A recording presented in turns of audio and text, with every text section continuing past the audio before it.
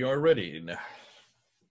It's back again. This is one of those ongoing discoveries that our good friend Mel and Murad and Joe now, others will be coming on board. I've just been talking with Mel, and he says, the more I want to stop this, the more I want to go to other areas, the more I want to stop and do other kind of work that needs to be done. Another thing plops into my lap. And today we have something that I think explains an awful lot to me. As I was listening to Mel introduce this earlier, and I was trying to unpack it and trying to think of how the application of this, suddenly it just came to me. This material that we're going to introduce today has ramifications that I think will go not just from what we're saying, but also ramifications that will help us understand the real whoop and woof of where Islam is and what Islam is all about. Material that we're going to introduce today is very confrontational and may be very disturbing to some of you. And we want to warn you. We want to warn you.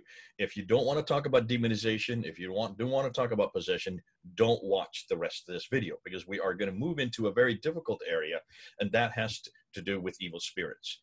Because what Mel has found, and it's fascinating, not only what he has found, what others have found before him, suggests that Islam was born out of the occult and was born out of everything that we see wrong with the world. And it looks like from the very beginning in the 7th century, this is even before the traditions created the Muhammad that we now know today. It looks like that Islam was birthed in this type of milieu, birthed in this type of environment. And it is not a pretty environment. And in fact, what you're going to find out, what Mel's going to introduce to you, it was birthed in opposition to the only thing that can stop and shut down the demonization or evil spirits, and that's Christianity.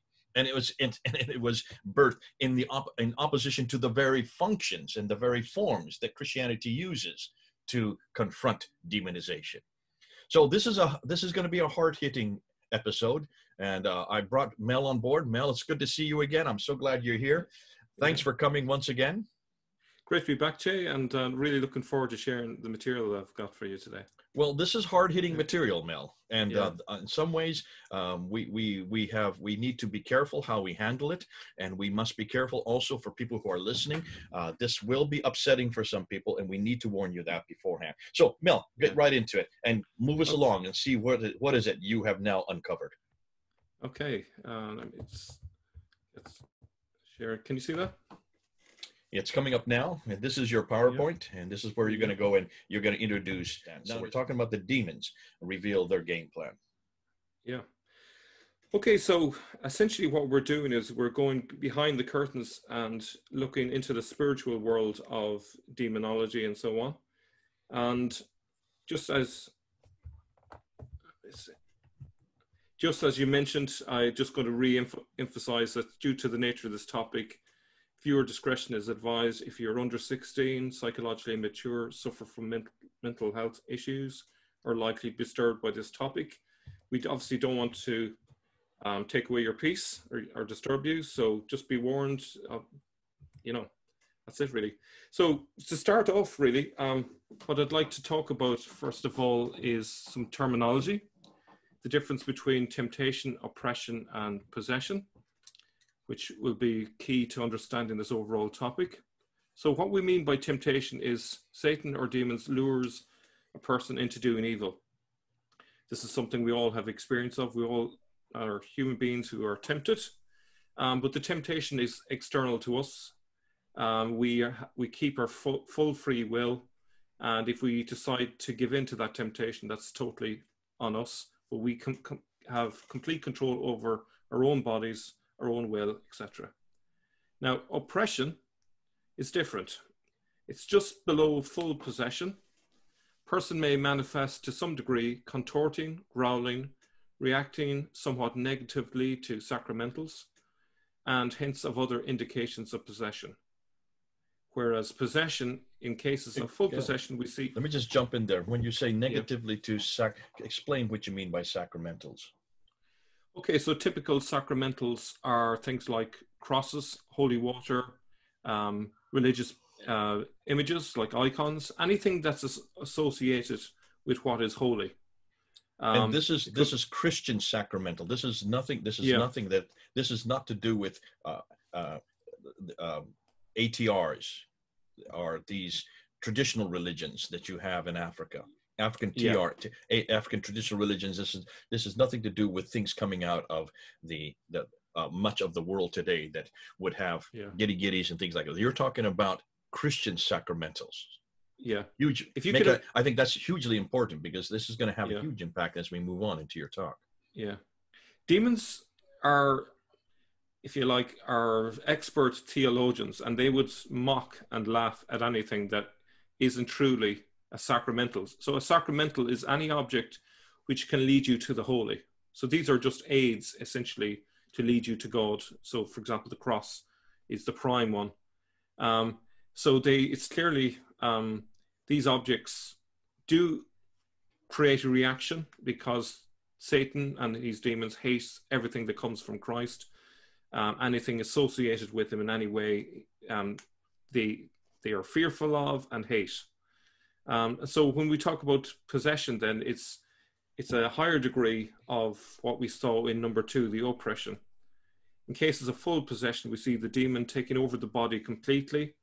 A perfect sign of that would be supernatural strength, occult knowledge, in other words, knowledge of what is hidden, knowledge of all languages, and detecting the holy.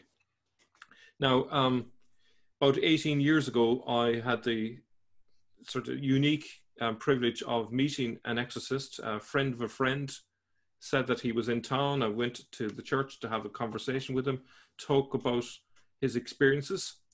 And he shared some examples of experiences that he had gone through. There was a woman who was a housewife, for example, and was able to speak to him in Greek, and she had no prior knowledge of Greek.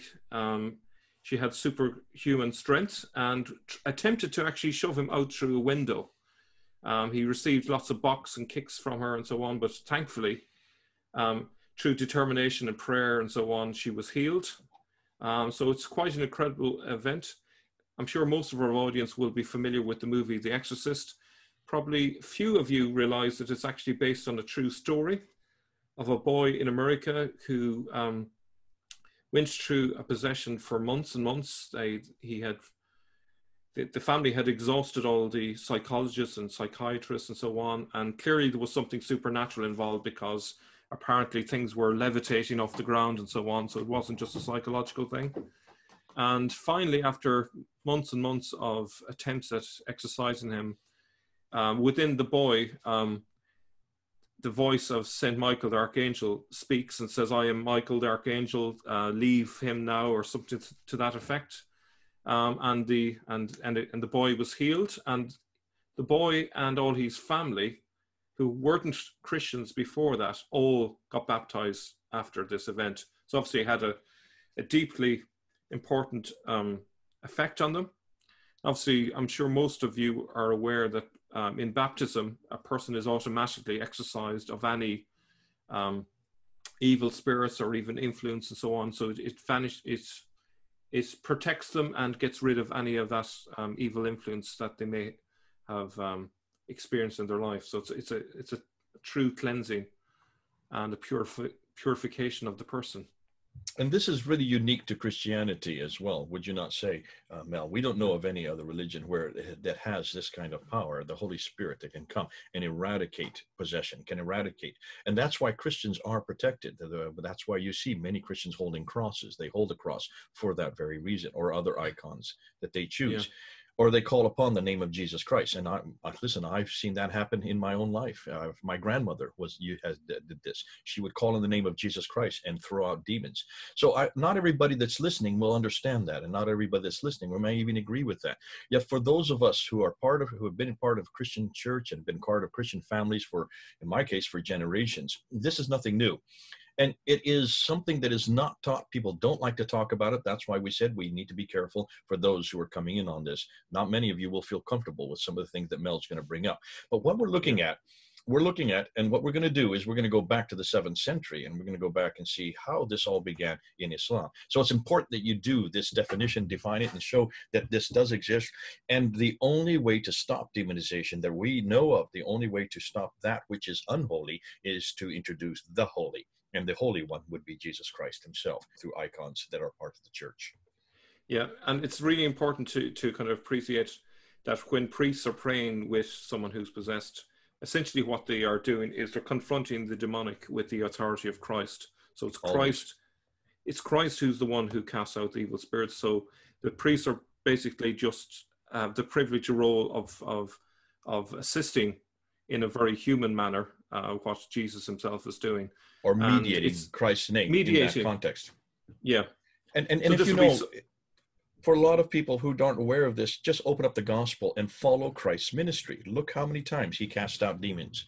He did it for much of his ministry until you cannot say that this did not exist at the time of Jesus, and it should not be at the forefront and at the whole, you might say, foundations of what we do. We need to be aware of the fact that we have power over demons. And for those Muslims who are watching or listening, anybody who is not a Christian, you need to come on home, because we do have that power. We do have that ability. But that's not what we're trying to say today. That's just to introduce it so we can understand where we're going.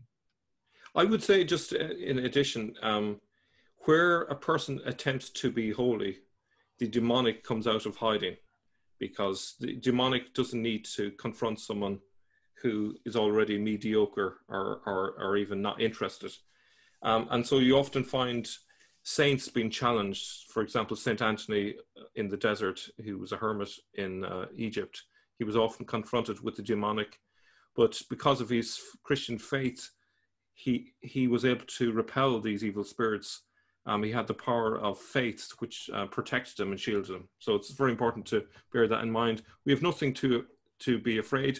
One thing I've learned from St. Anthony was that the demons are actually afraid of the grace that's within us as Christians. So that's a reassuring thing to be aware of. And to say also, Mel, that there are some cases where Christians have been demon possessed, and we're going to talk about that. In fact, in your talk here, where there is one case where that did happen. Yeah. So Christians can be the victims. The fact that you become possessed is not necessarily through personal guilt. Sometimes people dabble in the occult, and that can be like a portal to evil. But sometimes through a curse that someone puts on another person, the demonic enters their lives, into their life. So there's lots of different scenarios. So we shouldn't just assume that in every case is exactly the same. But essentially, what we see in all of this is it's kind of like a custody battle between Jesus and Satan. So Jesus is obviously trying to win back souls. The devil is trying to pencil people's names into his book. And so the exorcist is acting on behalf of Christ to take back souls who are being captured. And that's, for those of us living in today's secular world, that is way out there from what you're used to, because we've learned to kind of think of the world as just being natural and there's nothing supernatural. But actually what we're looking at here is something that's beyond just the natural.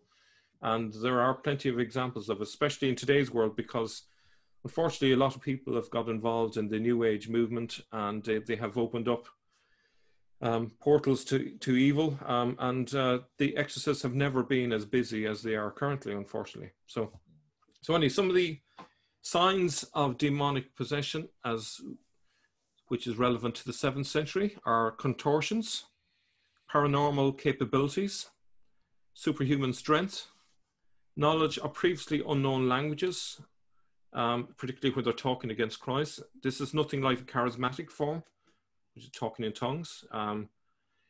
Unnatural body movements, insults, blasphemies, a detestation for holy objects, cross, icons, holy water, etc.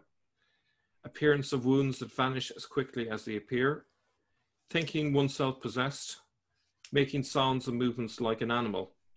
Now, if you imagine an exorcist would be like a doctor who would be looking for symptoms, and these are just some of the symptoms that he would be looking out for. I don't want to get into it right. This is not for the place for it. But many of the traditions that in the Islamic traditions that speak about Muhammad, when he was receiving revelations, wahi, these same manifestations happened to him almost all the time.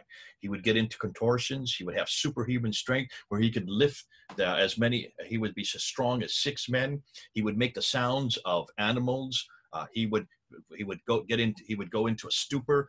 Many times he would froth at the mouth. These are the exact same manifestations that we see in Muhammad's own life from the traditions that speak about him with receiving revelations. So it's fascinating. The very list that you have here could also be applied to Muhammad.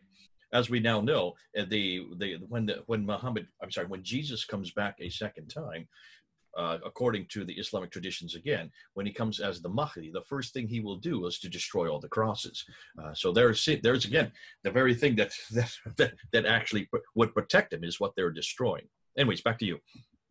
The other thing that this is of interest as well, another sign is suicidal inclinations is actually a sign of demonic influence. And we have that with the story of Muhammad trying to throw himself as well off cliff edges and so on. Yeah. Now, two things to bear in mind, and these are from the gospel, so it's good to start with the gospel. Demons are liars, very important. Jesus says in John's gospel, you belong to your father, the devil, and you want to carry out your father's desires. He was a murderer from the beginning, not holding to the truth, for there's no truth in him. When he lies, he speaks his native language, for he's a liar and the father of lies. So notice two things. The sign of the demonic is lying and violence and murder. These are very telltale signs of the demonic. I don't know if you want to talk about that. But if you're asking about lying and the father of lies, if you look at Islam, isn't it really full of lies concerning the truth of who God is, the truth of even who Abraham is, the truth of who Ishmael is? If you look all the way through the contradiction after contradiction of the Bible versus the Quran, almost everything we see in the Quran comes down to this very thing. It is full of lie after lie after lie after lie. Yeah. And that's why when the Muslims finally read the Bible in the 11th century, Ibn Hazm, the first man to actually read the Bible, his only reaction was the Bible's been corrupted because there's so many differences, because there's so many contradictions between the Bible and the Quran. And I would suggest, well, that what's come here is that the Quran is based on everything that is not Christian, based on everything and against everything that is holy, which all the more supports what we see in John 8. Yeah. And, it's interesting that very often some members of the Dawah team will show up on our channels and accuse us of lying. And I find that personally very galling, knowing in my heart of hearts, I am an honest person trying to be very truthful, use evidence and, just tell it how it is. And it's interesting that a lie is told about myself, essentially. To call someone a liar who's not a liar is a lie. But yeah. So exorcists who act in persona Christi, that means in the person of Christ or on behalf of Christ, have authority over them, which includes compelling them to reveal the truth and also casting them out. So, for example, Mark 6:7 says, calling the 12 to him, he began to send them out 2 by 2 and gave them authority over impure spirits. So that's going to be interesting because obviously we know the devil lies, that's a given. But sometimes the exorcist will actually command the demon to tell the truth. And they will use the authority of Christ to command them to tell the truth. And this is incredibly challenging for a demon to be forced to tell the truth. But they have to obey. This is the irony. They are creatures. They are not God. And they're much lower than God. And so when God forces them, they have to tell the truth. And when they do tell the truth, they reveal their game plan. And this is why this video today has been put together, so that you can all hear what the game plan is, according to the demons, revealed to exorcists in the 7th century. Now, from the book, Seeing Islam as Others Saw It, which I'll be referring to extensively today, page 189, he says that the Lakhmids held out as pagans until 593, when the king Newman made his conversion as a result of being relieved by 3 Nestorian churchmen of a demon. So in other words, King Newman was exorcised. That's quite an interesting beginning if we think about the following century, when the very earliest beginnings of Islam were to happen. Now, King Newman is interesting because in 602, he was assassinated by the Persians. And the person who replaced him was Iyas ibn Kapisa, which some of you will recognize as the person who we say was Muhammad. The first Muhammad of history. So it's interesting that Just this for those guy, people who aren't aware, yeah, Ilyas ibn Kabisa is his formal name. His nickname, or his nom de guerre, as we say, is Muhammad. So therefore, yeah, he is a character. He lived in Hira. He lived in what is today Iraq, very close to just southwest of Baghdad. What Hira is called then is the same name, the city that we call today Kufa. yeah. So what's interesting, you have a king who's possessed, he is exorcised, he becomes a Christian, and then just 9 years later, he's assassinated, and he's replaced by Iyas, who is Muhammad. But according to a Jewish apocalypse, Muhammad himself was possessed. So it's interesting the demons took over again. It is worth remembering what the Jews wrote of their impression of Muhammad.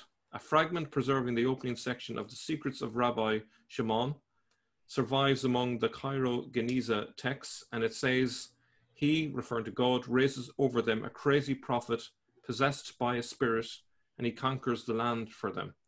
And according to Stephen Shoemaker, this originated in the 640s, so it's very contemporary with the time of Muhammad. Okay, so there's a source called Anastasius. He produced 2 collections of edifying tales. The first bears the title Various Narratives of the Humble Monk Anastasius Concerning the Holy Fathers in Sinai, and comprises the doings and sayings of the more charismatic members of the monastery of Sinai, either witnessed by Anastasius himself or related to him by one who was present. And this was put together in the year 660, 1 year after the death of John Climacus. The pre-Islamic Arabs at Sinai seem to have lived in relative peace with the monks and solitaries, seeking their help in time of need and acting as message bearers for them, though occasionally proving a nuisance too. Anastasius clearly does not regard, now notice here Robert Hoyland refers to them as Muslims, which is I would suggest is incorrect. What's the word that is actually would be that Anastasius would be using here? What's the word he claims him as? I would say Margarita, yes. The Magaritai is the Greek word for it. Magre is the Syriac word for it. So really that should be Magaritai. And now let me just jump in here, because this is something that I know people have jumped on us for in the past. And we refer to Robert Hoyland. Here's his book right here. This is a great book. You should get it. And this is the first work that is done on looking and seeing what the people were saying in the 7th century, what was actually being written down. It's a big book. But what he does, unfortunately, is whenever he quotes a section, he doesn't really quote it. He just kind of summarizes a quotation, because the quotations are in Greek. You can't read Greek. Therefore, he does a summarization. And instead of writing the word Magaratai there, he puts in the word Muslim, without thinking through, no, there were no Muslims this early. There is no reference to Muslims this early. And I've heard many people come back to say, Robert Hoyland, there were Muslims. The Anastasius is referring to Muslims. No, it's Magaritai. Now, Magaritai is really the word for Hagarenes. Explain who the Hagarenes are. Well, the Hagarenes were basically Abrahamists, mostly. There was a mixed bag of them. Some of them were Christians, some were Abrahamists. They believed that they were following the ancient religion of Abraham. They mimicked the Jews in many ways. They followed the Jewish laws. They followed a lot of their customs. Some of the they look at their lineage back to Hagar. That's why their name's Hagarenes. Yeah. The name Hagar is in. Sometimes they call themselves Ishmaelites because they look at their lineage back to Ishmael. And many of the Arabs in that area saw themselves in direct lineage to Hagar through Ishmael down all the way down then to where they were today. And so when you see the word Magaratai, when you see the word Hagarene, when you see the word Ishmaelite, you're talking about the same people. And these are all Arabs. They are Abrahamists, and they are proto-Islam. They are the beginning of Islam, and they are from this part of the world. And many of them are over in the west, in Nabatea or the Nabatean area, and on the east in what today is Baghdad or Iraq. Absolutely. And, there was a lot of competing preachers at that time, all competing to kind of lead the Arabs in a particular direction in terms of their religious beliefs. So it wasn't as unified as people think at that time. So he calls them the nation that has sullied and profaned the holy summit. And in an account of a vision of fire that had happened on the mountain some years earlier, clearly a miraculous event, he writes angrily of some Saracens also present, who had expressed their disbelief and blasphemed the holy place, its icons and its crosses. He jeers at them, saying that no such miracles had occurred in any other religion or in any synagogue of the Jews or Arabs. So it's interesting, you know, here was an example of a miracle from God, and the Saracens disbelieve in it, even though it's a clear sign, and they blaspheme it, and there's clear hatred against the icons and the crosses, which is, considering what we said about demonic possession, it's interesting that that was the reaction. It doesn't seem a very rational reaction to that event. Mm-hmm. Now, so just to make a point, exorcists through the authority of Christ can command demons to tell the truth and reveal their plans. This is important when we see what the exorcist had written down about what the demons had said to them during the exorcism ritual. Now, Anastasius of Sinai, and there's the source as given by Robert Hoyland, states clearly that the Saracens are in league with demons. Note well that the demons... Can I just jump in here? Saracens, again, would be another name for Magaratai. Yeah. Okay? Just be careful, because the Saracens, there were five names they referred to themselves there in the 7th century. Hagarenes that we've already talked about, Ishmaelites that we already talked about, and Magaratai, all of which really are the same root. Saracens was actually the European way of referring to these people. And then the last one they used was Muhajirun. Muhajirun would be people of the Hijr. These are people who are nomadic. All five were used to refer to themselves. Nowhere is there any reference to Muslims here. Okay. Yeah. I think the word Saracen was kind of used ironically because it suggests descendants from Sarah, but they're not descendants of Sarah. So it was kind of a mockery of that situation. So he says, note well that the demons name the Saracens as their companions, and it is with reason. The latter are perhaps even worse than the demons. Indeed, the demons are frequently much afraid of the mysteries of Christ. I mean, his holy body, the cross, the saints, the relics, the holy oils, and many other things. But these demons of flesh, referring to the Saracens, trample all that is under their feet, mock it, set fire to it, destroy it. Now, that could be talking about the 21st century, Jay. Yeah, the same thing happening today. We just saw what's just 2 weeks ago there in London, where this young man gets up on a church and pulls down the cross. We saw this with the ISIS, where the first thing they did is whenever they went into a town in Iraq, they went to the churches and pulled down the crosses. They went into every one of the museums there in Mosul, and they went into the museums and destroyed any images of Jesus or any of the prophets or any of the saints. And this is typical of what's happening even today in the 21st century. So it's nothing that's new, that's been going on since the 7th century.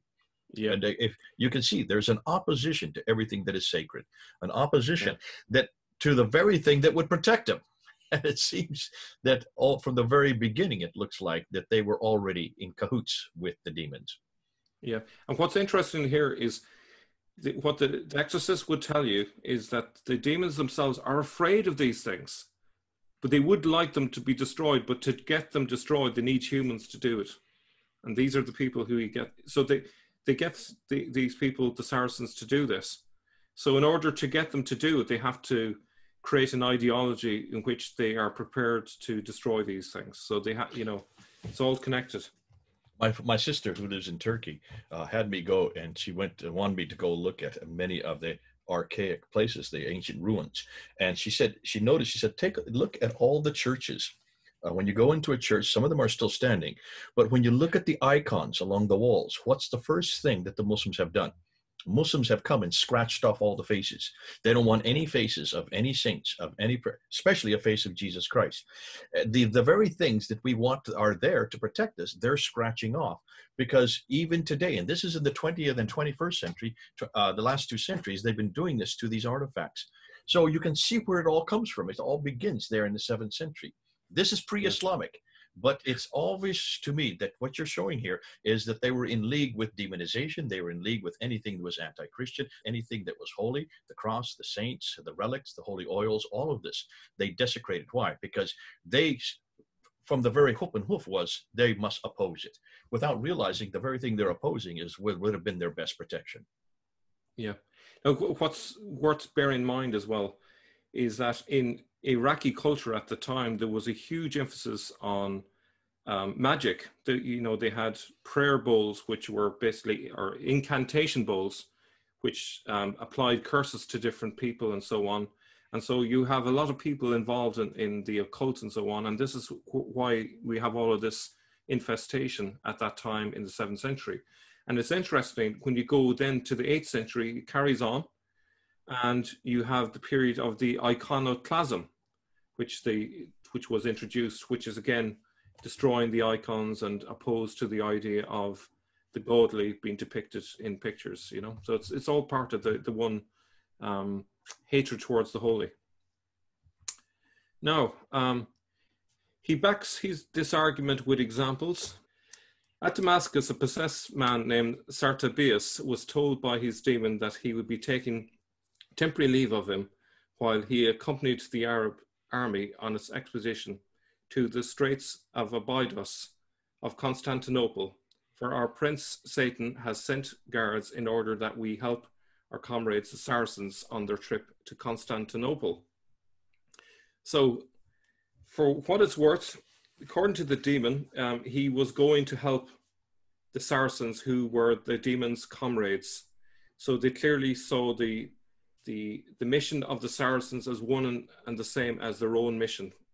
So the demons were interested in furthering this expedition.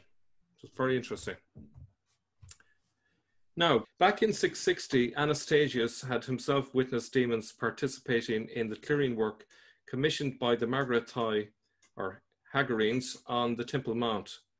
And circa 670, a secretary at Damascus, John of Bostra, was sent on a mission by the governor to interrogate possessed girls at Antioch. And what they discover when they interrogate the possessed girls is very interesting. Via the latter's mouths, the demons within them inform John of Bostra that what they fear most from the Christians is their cross, baptism, and the Eucharist.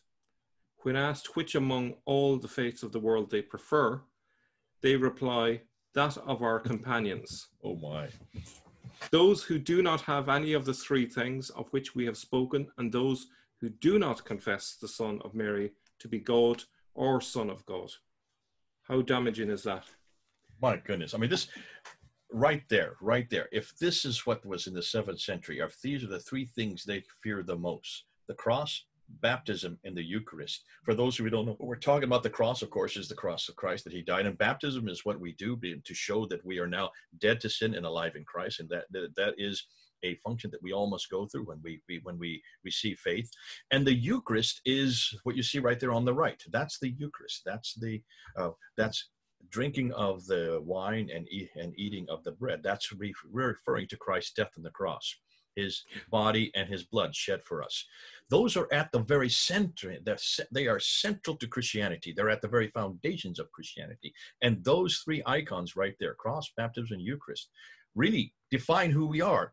And if these people in the 7th century were fearful of this, and that their companions are the demons, if this is not a statement of exactly how Islam began, where its roots are, and what it is against, showing to me at least, I don't know if you agree with this, Mel, or not, it shows me that which created, that which Islam then came out of, at its very beginning, at its very foundations. We saw this with the Dome of the Rock. Look at all the inscriptions are attacking Jesus' divinity. They're attacking the Trinity. They're attacking his sonship. If that is the case that we see on the inscriptions, take a look. This is even earlier. We're seeing that those that created what then became Islam were attacking everything that we see to be holy. The cross, baptism, and Eucharist. You can't get something more specific and more central to Christianity in those three icons right there. Yeah. Now, to make the point even further, think about, what do the demons want most? Well, they want most to hurt Jesus, right? But they obviously can't hurt Jesus because Jesus is God, okay? So they have to hurt him indirectly. And how do they hurt Jesus indirectly? Is by getting in the way of a person's salvation. So these demons realize that the cross, baptism, the Eucharist are central. They're the best methods by which a person can get salvation. And they are opposed to it, obviously, because it's so useful. they're also the icons that remind us of what Jesus is all about. Baptism is the function where we now leave the world and come into Christ's kingdom. And that is the demarcation. That is the all over the world. And all the others know that when you are baptized, you are no longer the former, you are now with Christ in his kingdom. And Eucharist is to remind us of that death and resurrection. And you cannot say anything else that is more pivotal or central to Christianity than his death and resurrection. So the very three things that we hold to be absolute, and this is an absolute, this is not, there is no, this is not one of those things that, if or depending on what denomination you belong to, all denominations believe in those three things. All Christians everywhere at every time for the last 2,000 years have believed in these three things. And yet these are the three things that are pinpointed as the very things that the Saracens or the Maghraitai did not want anything to do with. And that the demons didn't want anything to do with us, because the demons, the first thing they want us to do, as you just said, Mel, is to get us away from God, to get us away from the cross, to get us away from his death and resurrection. Because without the death and resurrection, we're all damned. Yeah, that's it. So that's essentially, you're seeing the game plan. And by creating an ideology around this, and you notice I'm using the word ideology rather than religion, because primarily we're talking about an ideology here. It had not yet become a religion. You're right. It hadn't. It's the whole purpose of this whole ideology is to indoctrinate people into thinking that the cross and baptism and the Eucharist are bad, have nothing to do with them. But actually, that's the very thing that saves you. This is the means by which Christ reaches out and saves us from sin and so on. Okay, so now we look at another source, Daniel, Bishop of Edessa, 665 to 84. So he talks about the following. The monastery of Kenashir in North Syria remained active throughout the 7th century and turned out such respected scholars as Thomas of Heraclea, who revised the New Testament in Syriac. The philosopher and mathematician Severus Sepulk, I think it's pronounced, and the polymath Jacob of Edessa. In the mid-60s, however, it suffered a brief aberration when afflicted by a horde of demons, which is very unusual, as you can imagine, to happen to a monastery. The anonymous Syriac chronicle of 1234, probably relying on the patriarch Dionysius, tells us that in a nearby village, a stone slab inscribed with Median characters was discovered, under which a bronze cauldron containing a bronze figurine. Sorcerers were then summoned, for surely people said it was sorcerers who buried this in days of old. When the sorcerers, whispered their spells over the little idol, it spoke with them, saying, 60,000 demons are imprisoned in this figurine. And the demons asked, how do you command us? Where shall we go? At this, the sorcerers undid the chain from the neck of the figurine and said, go enter the monks of the monastery of Kenashira. Just then, the monks of that abbey began to suffer many misfortunes and ailments. Many became possessed by demons. They began to crow like cocks and to bleat like goats. They insulted the icons of the saints, calling Peter fool fisherman, Paul skinhead, Thomas one bowl, John Bar and Fontania long beard, Saint Ephraim dried up, beardless one, and Saint Theodore blind man, and many more perversities did these monks speak.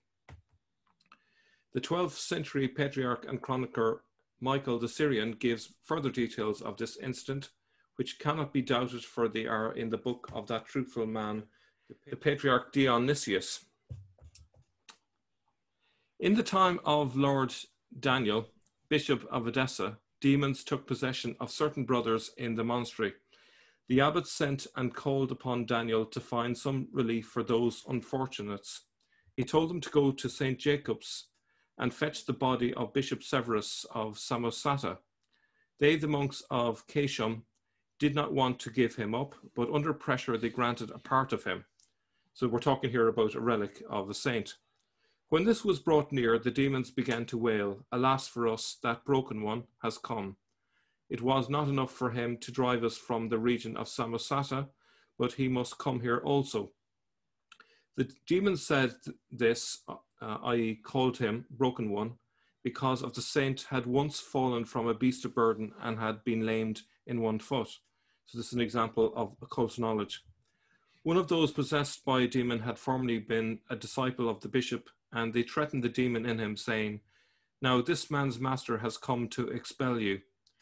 The demon answered, "I did not enter this man of my own volition, but under compulsion. He killed our master's dog in the upper vineyard, and for that reason he sent me to torment him. My friends he sent to enter into these monks because they would leave the church at the time of the offering and go out to swim and play in those pools of water outside the monastery." I'll just stop there for a moment. So this is the weak point. The monks were not living entirely up to the rigors of their vocation.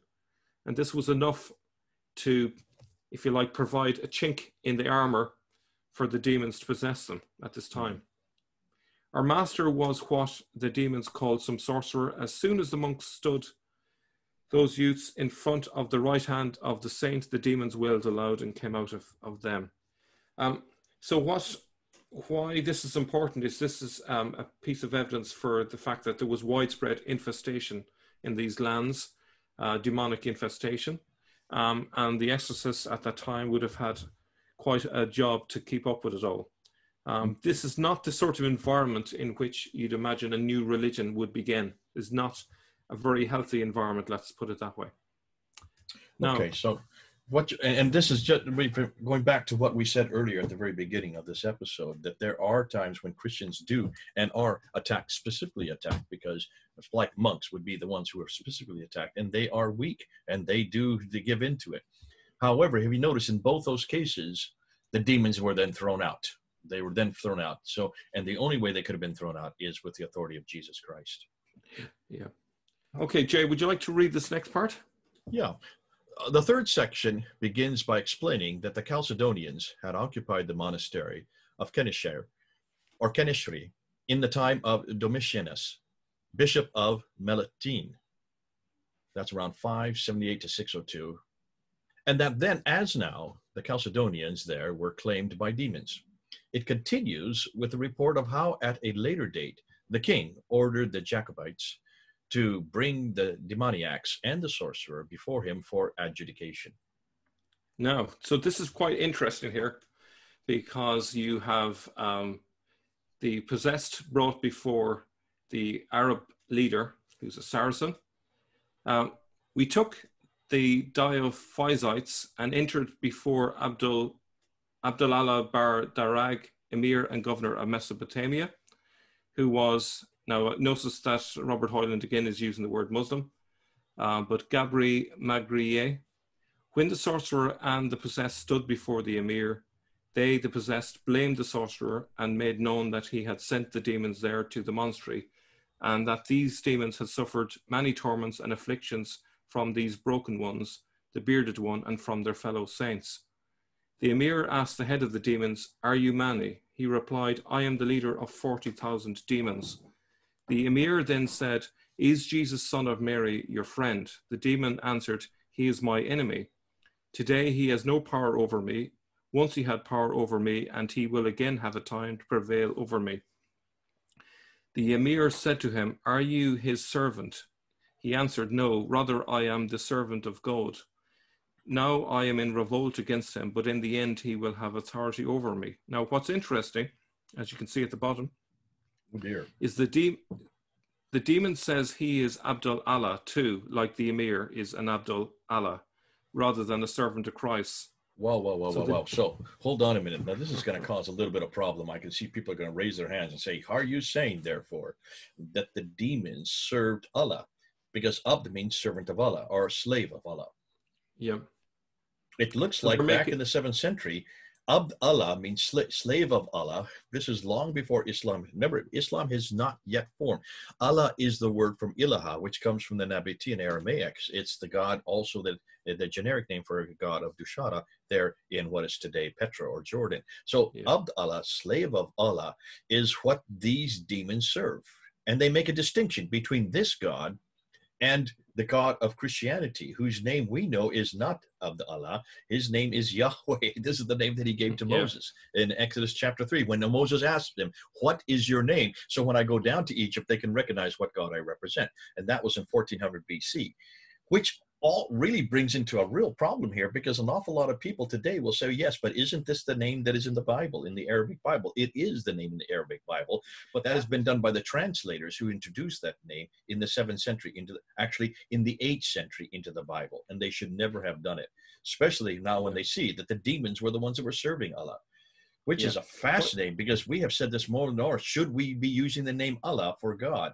This is another nail in that coffin. Absolutely not. When we see the demons actually followed Allah and made a distinction between this Allah and the God of Christianity and the God of the Bible, Jesus Christ, who then took that name Yahweh for himself in John 8:58 when he was asked, how do you know Abraham? Before Abraham was, Yahweh, I am. He gave himself that name, and that's why they took stones to stone him. So this is fascinating what you're bringing up here, Mel. Looking at history, all the more reason we must make a distinction between Allah and Yahweh. All the more reason we must make a distinction that Allah is the God that the demons serve. Contradistinction very clearly here from the God of the Christianity and the God of the Bible. Yeah, I think it's important to note that the word Allah here is ambiguous. So in order to define it, the demon is specifically saying it's not the God as in Jesus. So he's distinguishing himself in terms of who he serves there. Okay, so like to put this into context, there is a Psalm, I believe it's 96:1. No, it's Psalm 96 verse 5, and also you need to put with that Psalm 106 verse 37, because that refers to the God of the demons, the God of the nations, and the nations worship the demons. Yeah. So essentially, the gods which are associated with any of these pagan religions, essentially, according to the Psalms, are demons in disguise, essentially. Yeah, there you go. Yeah. There you go. Yeah. Yeah. Now, we'll just move on from here. Now, more exorcisms are carried out when a young man appears with a ring containing a fragment of the cross. The emir's attempt to use his own ring fails, for as the demon asserts, in that one there is no cross, it is the other one we fear. So it's interesting that the demons have more fear of the one that had the cross in it. Mm. They know where the power comes from. They know where the power comes from. Yeah. The inferiority of the emir's faith is then demonstrated by the inefficacy of his ring in contrast to that of the Christian youth. Now, so going on from there, the next few slides I'm going to be looking at the fact that it was to the Christians that the proto-Muslims turned to whenever they needed spiritual help, whether that be needing a healing or if they needed an exorcism. So when Ubayd Allah ibn Ziyad, the governor of Iraq, had a problem with his foot, he sought the prayers of Mar Abda, a Christian monk. So it's interesting, it wasn't to their own imams that they sought help. Now, another example. Similar recourse was made by Utbah, governor of Beth Garmai in Kirkuk, to Sabrisho, a metropolitan of the region, regarding 2 of his daughters possessed by demons. So you see, the proto-Muslims are going to the Christians for help whenever they have a problem. Now, here's one that's very interesting indeed. Monks were often in a position to give useful advice since many had studied medicine at school, as was the case with Rabban Kudawi, who was able to cure and subsequently baptize a daughter of the Caliph Muawiyah. And you can see there. Whoa, hold on a minute. This is the guy we know. This is the same Muawiyah who started the Umayyad dynasty. This is the one that we see on the coins. And I see you've got a coin there. That's his coin that he introduced in 663, when the one he'd introduced in 661 was not at all appreciated by the Christians. He then introduces this coin. Do you see what's in the red squares? Look what's in the red squares. Those are crosses showing that either he was a Christian. This is why this is fascinating. Now, this is a copper coin from the West. This is not one of the silver coins from the East that he minted in the Iranian mints. This is from the Syrian mints, which are in Syria, what we would call Syria today. And what's fascinating is that though he lived in Damascus, which is in Syria, he was king of the Umayyad dynasty. He was the one that furthered the boundaries of of his kingdom, all the way from the west in Libya, all the way to Afghanistan in the east. Here he has a cross above his head. And here you're telling me that his daughter was baptized. It was subsequently baptized because she had been cured by Christians. Does that mean that he was baptized, that he went ahead and became a Christian because of that as well? And that's why you have the cross there on his hand, and also the cross on his head, and also on the cross on the backside. That's the front and back of the coin on the M, which is the denomination of how much it costs. Yeah. I think he himself was a bit confused religiously. And the fact that we can't define what exactly he was is an indication of that. And that's true. The coins point that out as well, because in the West, his coins are all Christian. In the East, they're Zoroastrian because they have the fire altar on the backside of the coins. So he kind of played both sides, knowing that he himself was trying to be resilient to the people he was covering. But that completely confronts the traditional account. That completely confronts the Islamic tradition from the 9th and 10th century, which says very clearly that he was a strong Muslim.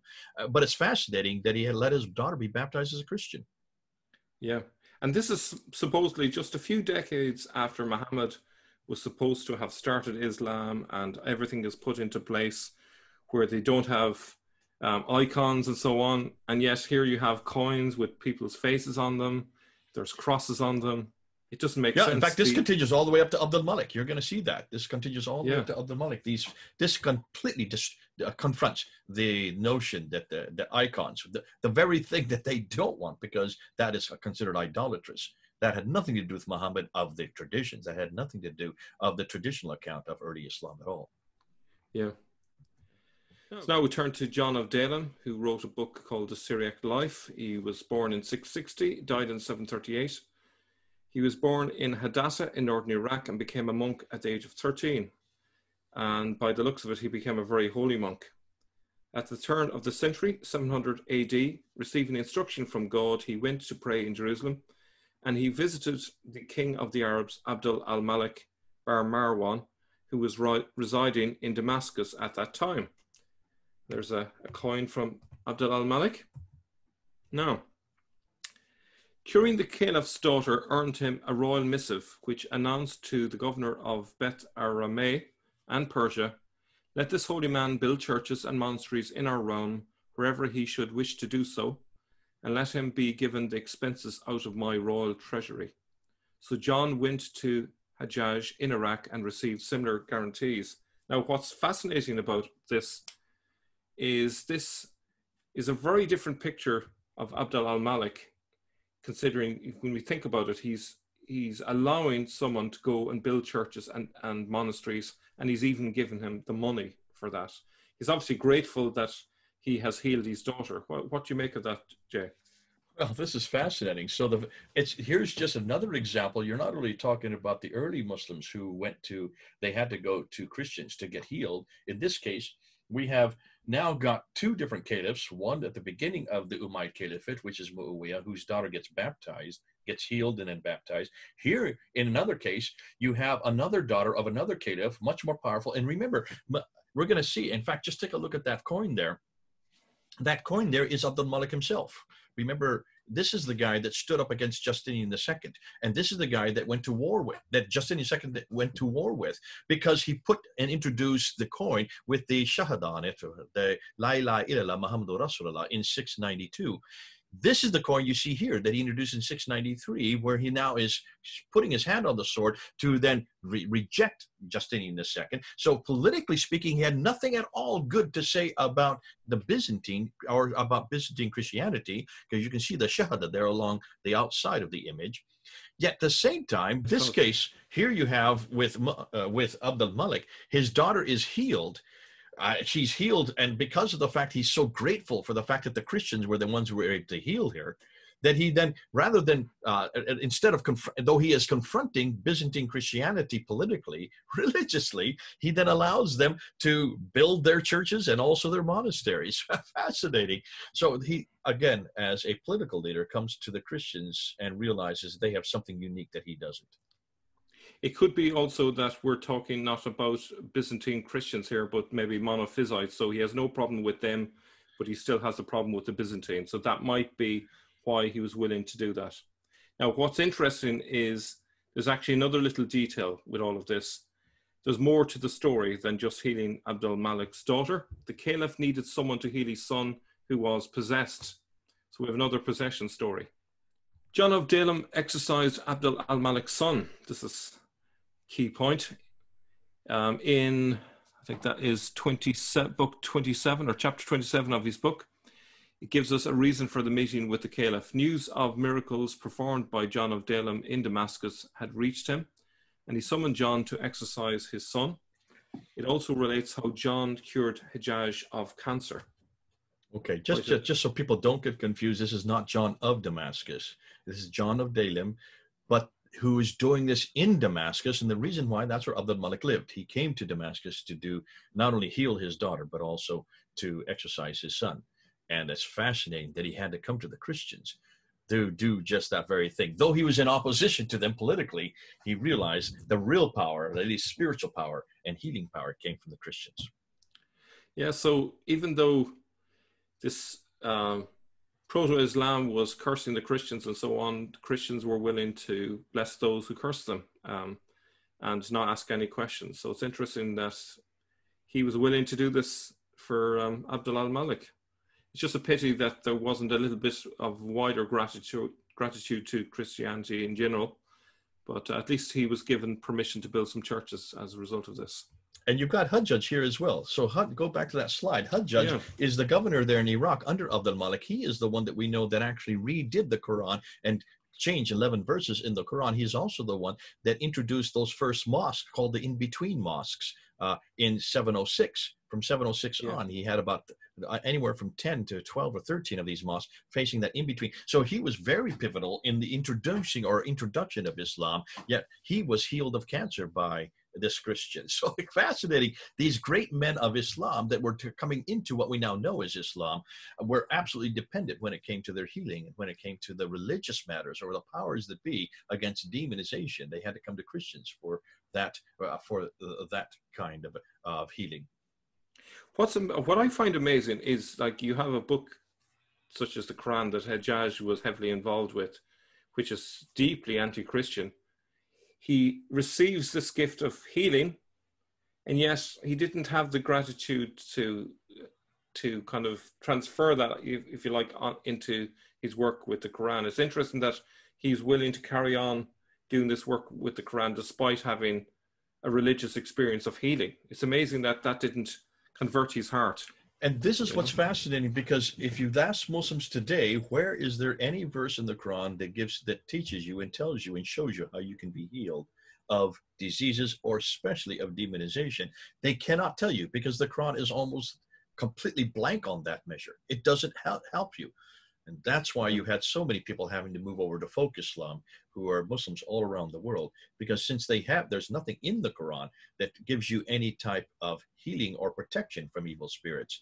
The only thing they can do, and this is what you find when we were living in Senegal in West Africa, they would take pages from the Quran, fold them up, put them into these little leather amulets, and put them on their arm or across their chest or around their midriff, known as giddy-giddies. And these are like talismans, which are pre-Islamic. This is nothing more from ATRs, African traditional religions, which have incorporated this kind of practice.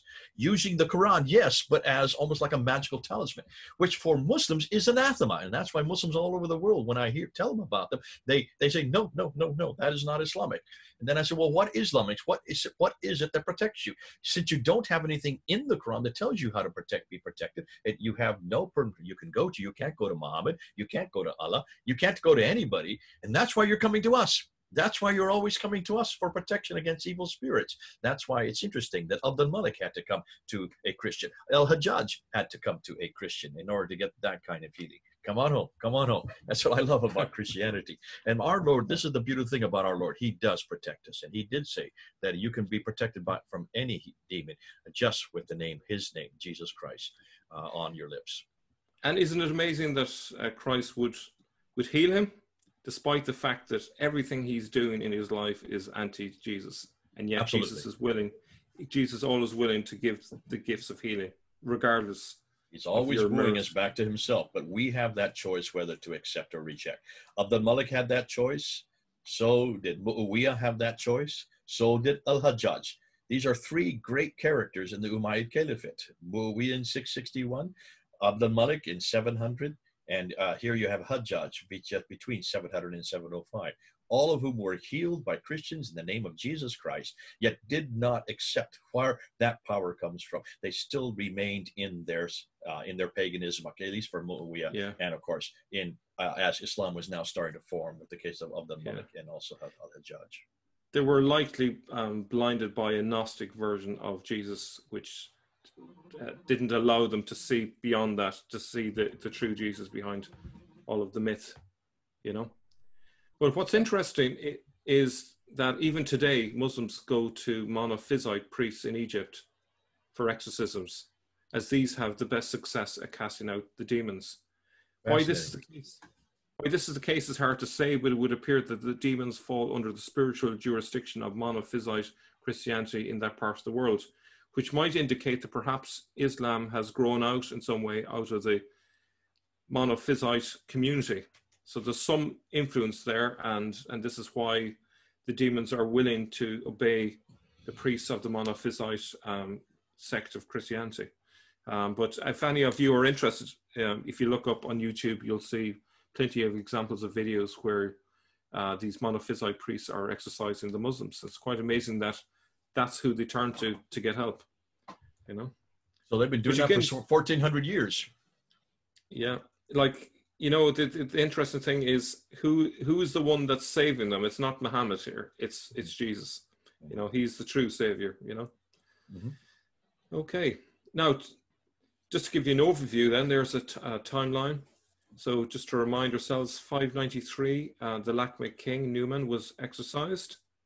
The 630s, Muhammad was reported by the Jews as possessed, and this was written down sometime in the 640s.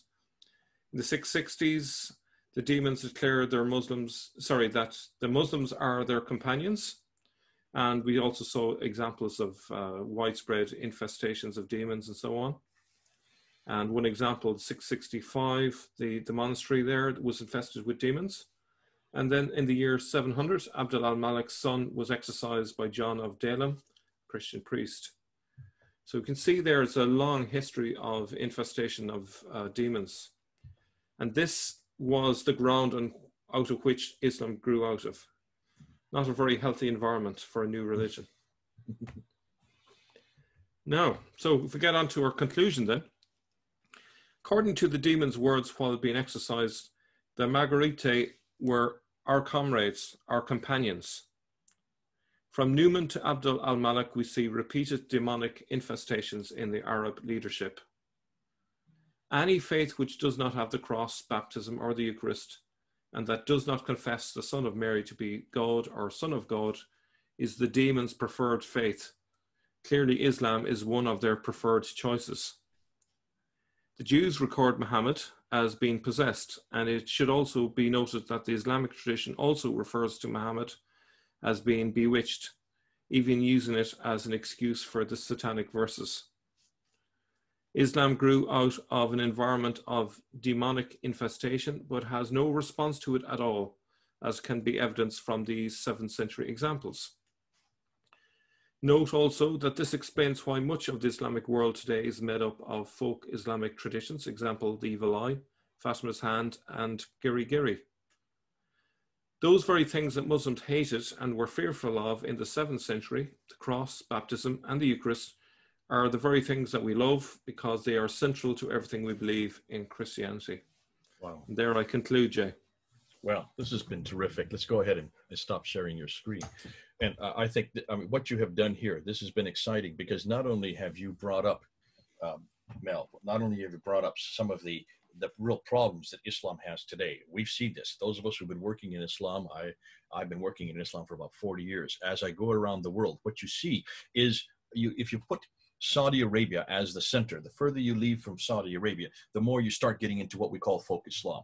And folk Islam has been defined as these folk practices, these practices that had pre-existed Islam in all these different cultures. And in West Africa, where we lived for 5 years, they were the giddy-giddies. They put on their arms and their chests and the midriff. And these just Quranic verses that have been folded up and put into these little leather amulets. for protection, because there is no other protection in Islam. Islam does not protect you. The Quran has no verses for protecting. And that's why, since there is nothing in the Quran to protect us, Dr. Hebert used to call this the excluded middle. What he means by that is that when you look at God up here and man down here, there is this middle part where there are demons and angels. And we in Christianity are aware of this middle part, where demons and angels are always living and participating. And the angels come from heaven and they attack the demons and they protect us from the demons that can come down to earth. And so because of that, we have no problem with demonization. But Islam has an excluded middle. This is completely missing. The only thing that you get in this middle part are what they would call jinn. But if you ask a Muslim what jinn are, they can't even define it. Are these creatures made from fire that live on earth? Do they come? They certainly can't get into heaven. In fact, they can't even listen to heaven, because that's what these meteorites are. Every time you look in the sky, they're chasing these demons away from listening to the Quran being recited in heaven. So even the stories that have come up around it don't make much sense. But what is most important, their God, the God of Islam, is totally other, never comes to earth, is incapable of coming to earth. And since he cannot come to earth, he can't protect us. So he stays totally distant. So how are humans protected? How are humans protected from these evil spirits, which are very there? Every culture has them. Go to any culture in the world and you will see demonization is very real for them. They don't have anything. Islam gives them nothing. There's no protection. There is no such thing as exorcism in Islam. That doesn't exist, which suggests to me that if the God of Islam that I know is just made up by man, that whoever made up Islam, and you can see where we are, we know where it's coming from. When you make up a religion, you make it from human intuition and you make it with human logic. And most human logic always, if you look at all man-made religions, they always start from the premise that God is here and man is down here, and neither the twain meet. This is called the dualism that Aristotle talks about. So the Greeks were very aware of this. Now the Greeks at least had these demiurges that went back and forth between them so that God and man can have some type of communication. Islam has replaced that with what they call nabis or rasuls, these prophets, but they are very real humans. You notice none of the prophets can deal with these other beings, these evil beings that are all of us are aware of them. We know they exist. There's demons. And so you can see Muhammad could not deal with them. See how he received his revelations, his wahi. He was full of demonization. There's an enormous amount of demon manifestations, possession, frothing at the mouth, falling on the ground, having his feet so heavy there, it's like 6 men couldn't lift them up. Hearing hearing buzzing of bees, the ringing of bells. Falling into a fit. This is demonization, folks. There's no other way to put it. Yet when you look at the description in the traditions, the 9th and 10th traditions of him receiving revelation, this is exactly how he received revelation. Now, here's what's fascinating. In the 7th century, what you're telling me, Mel, that in the 7th century, they knew that demons existed. They knew that there was a problem here. And so those who actually are beginning and starting and rejecting Christianity, they didn't want anything to do with Christianity. They also were part of this demon process. It looks like the demons were the ones that were controlling those who created Islam as we know it. Because when you see them refer to them all the time, what do they always say? We want nothing to know with Jesus Christ. We want nothing to do with the cross. We want nothing to do with the Eucharist. We want nothing to do with baptism. The very 3 things that are the function of Christianity, they have rejected. And it is these people, these Hagarenes, these Magaratai that you're always talking about. The Magaratai went to that side rather than the other side. The other side are the Christians, who are very much part of the gospel, very much part of Jesus Christ, very much part of the Eucharist and baptism, and also the cross. And the cross has always been our standard, hasn't it? Since the very beginning, for 2,000 years, we've always held the cross. Isn't it interesting that Islam at its very beginning rejected the cross, rejected baptism, rejected the Eucharist, rejected any icon that had to do with Jesus Christ, and instead went to the demonization? So Islam, what you're saying, Mel, this is a huge thing you're saying. You're saying from the very foundation of Islam, it was based on demonology. It was based on demonization. That's a huge thing to be claiming. But you brought it up, and what you did is you went up and you showed historical reference after historical reference. You went here to Anastasius in 660, who then even refers to them that he's talking about the Magaratai, mocking the sacraments. There's a choice that was made. So from the very beginning, these Magaratai, who are then became Muslims, these Magaratai, who are the Saracens, these Hagarenes, these Ishmaelites, who are, yes, they are part of the line of Abraham, but they are mocking the sacraments. They have nothing to do with the sacraments. They made a choice from the very beginning. And remember, whatever you start with, it lays the foundation with what is to come later. So they're starting with this rejection of Christianity. They're restarting with the rejection of Jesus Christ. They're restarting with the rejection of his cross, and they're restarting with the rejection of the Eucharist, which is body, bled, and shed for those of us who love him. I just want to jump in there to make a point. An awful lot of the reason why some Muslims are afraid to leave their religion is they're being brainwashed into thinking that if they do, they will go to hell. And what I hope they get from watching this video is the realization, actually, the opposite is true. That, you know, the demons themselves are not are not suggesting that Islam is an opponent to their plans, but very much their comrades. And this should worry you. If the demons think this is their preferred religion, this is their preferred faith, that should be a warning sign. That should be a red flag for Muslims out there. That should be your reason to leave Islam. You brought Anastasius up, and you've also brought Daniel of Edessa. Beautiful. Because you're saying in the 7th century, this is where it all began. It all began in the 7th century. It all began with Anastasius' writings. He writes about this, and he notices this. Daniel of Edessa, he's talking about the fact that these monks suddenly get possessed.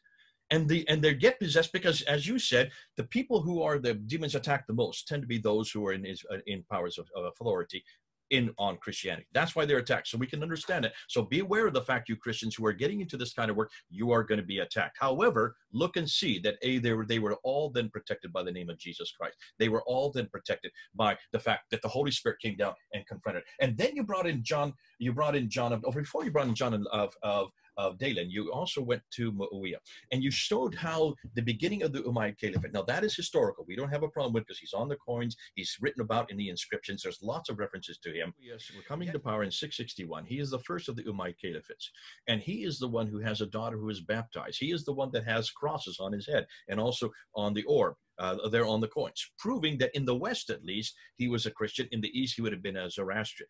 But it's fascinating that his daughter is baptized because of the fact that she is eradicated by demonization by the Christians.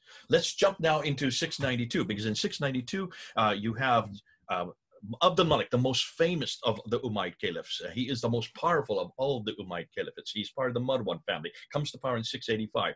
And in 692, he is confronting the Justinian II, the Byzantine Empire, politically.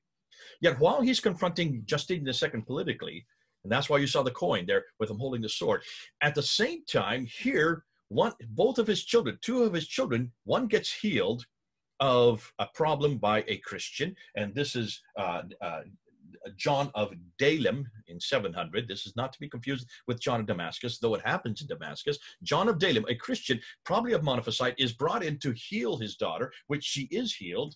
And interestingly, his son is possessed of demons, and he heals him. And that's why he then puts out this reference in 700 that monasteries are to be erected if they want to. And he basically is saying, you Christians can do what you want if you remain in my territory. He's talking about the Monophysite. Well, I think he gave that right just to this particular priest. It may not have been a general-wide permission. We don't know, but what we do know is that it's in reaction to what this priest has done for his son. So here you can see, and then you have Al-Hajjaj, who is his governor way over in Iraq, over on the east, and his governor, who is also healed of cancer, then also comes out in response to it. Yet these are some of the great men of Islam that are being formed. Muawiyah was not Islamic, of course. We do know that Abd al-Malik was starting in creating the Islam that we now have today, and Hajjaj would have been his governor. So it's fascinating. You're giving 7th century and now early 8th century examples of where, in every case, when Islam, which had already rejected Christianity, rejected the sacraments, rejected the cross, rejected all these icons, yet when they're in trouble, whenever they have a problem, when their children are sick, or whenever they are possessed with demons, who do they come to? They come to Christian priests. They come to Christianity.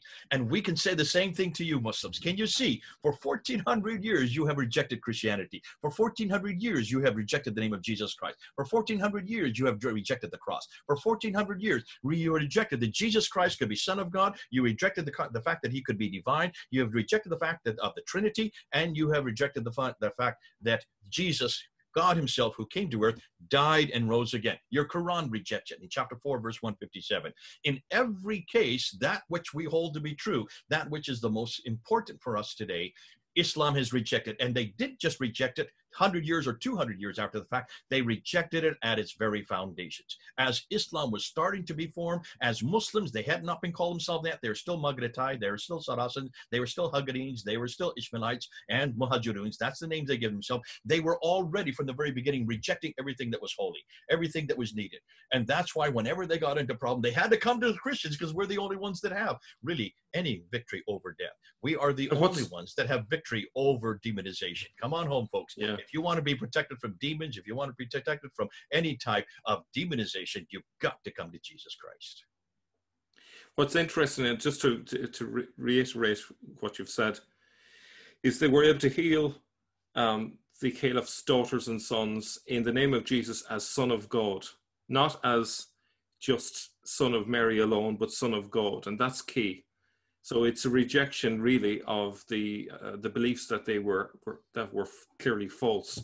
You know, it was under the true name of Jesus that they were healed, and that's really important to. And that's what's fascinating, because Abdul Malik, when he puts it on its coins, and when he puts it on the Dome of the Rock, and when he puts it on the protocols, he then confronts the associators, those who are the associates. Even though we rebuke us, we will prevail over you. Politically, we will prevail, but not religiously.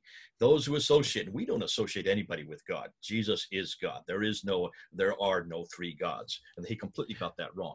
But they saw Christians as associators, and yet he was willing for his daughter and his son to be healed by that very God who he was condemning on his coins. He was condemning on the Dome of the Rock. There's the inconsistency. There's the contradictions. We don't have this inconsistency, do we, Mel?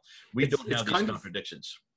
It's kind of like someone saying they don't believe in God, and there's an avalanche, and suddenly they're down on their knees praying to God for help, you know? It's the same sort of thing. Push comes to foxhole Christians is what we call those. Foxhole. Yeah. But it's fascinating, because what I love what you've done here, Mel, is you've gone right back to the very beginning. You've gone right back to the origins. We know that these manifestations are all over. And as you said, in the 20th century, in the 21st century, you'll see people, you'll see many taxi drivers with the Fatima's hand on their taxi coming out from the rear of a mirror, or these beads, which are also used for protection, or the evil eye you'll see on many, especially in Turkey, on many people's homes. And when you come to West Africa, you'll see the giddy-giddies in all their bodies.